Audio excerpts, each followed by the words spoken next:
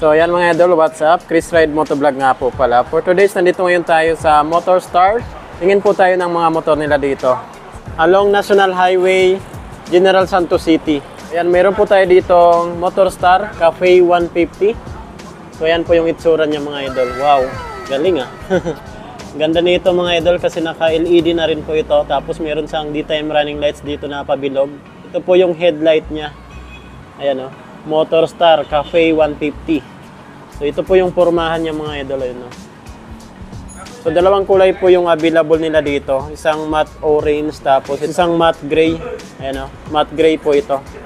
Ito naman yung Cafe 400. Ayan yung pormahan niya o. So alamin natin yung updated price nito. Installment update kung magkano na lang ang motor na to. So ito po yung Motor Star Cafe 150. Pagdating sa headlight po nito, meron na po sa ditong daytime running lights na LED. So yung pinaka headlight niya, itong bulb sa gitna, naka-LED na rin po ito. Pagdating naman sa signal light na ito, naka-bulb type pa rin po yan. Sa front suspension nito, naka-telescopic, napakalaki niya mga idol. Ayan o. Itong telescopic niya, meron po sa ditong rubber. So ito naman po yung front fender niya, metal po siya. Matte gray naman yung kulay niya. Pagdating naman sa size ng gulong niya dito sa harapan ay 90 by 70. 17 inches naman po yung laki ng rim niya. Sa braking system naman po nito sa harapan, naka-hydraulic disc brake, naka-single pot piston caliper po siya. So ito yung design ng disc niya, naka-wavy type na siya. Ito naman po tayo sa handlebar nito. Ganda oh. Iba talaga yung mga cafe racer natin na motor. So dito naman po sa left side, nandito naman po yung fast light na switch, high beam, low beam, turn signal light at horn niya. So ito po ay manual motorcycle.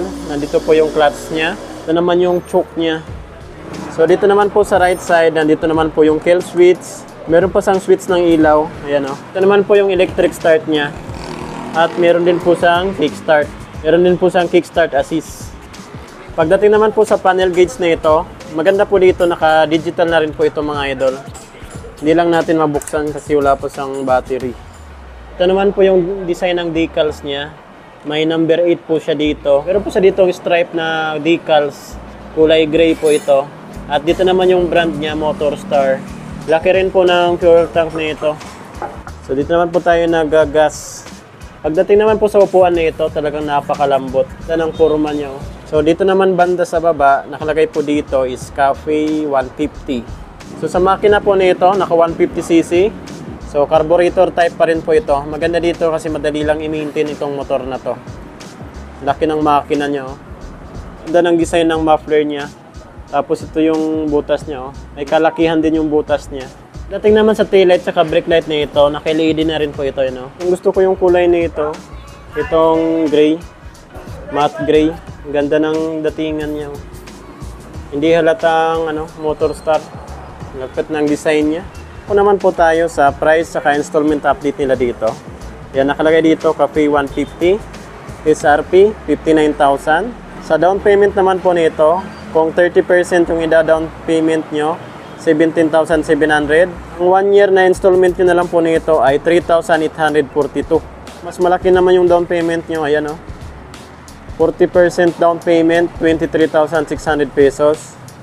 Yung 18 months nyo na installment ay 2,367 na lang. Yan na po yung nila yung monthly niya. 18 months, 1.5 year, 2,367. Okay na.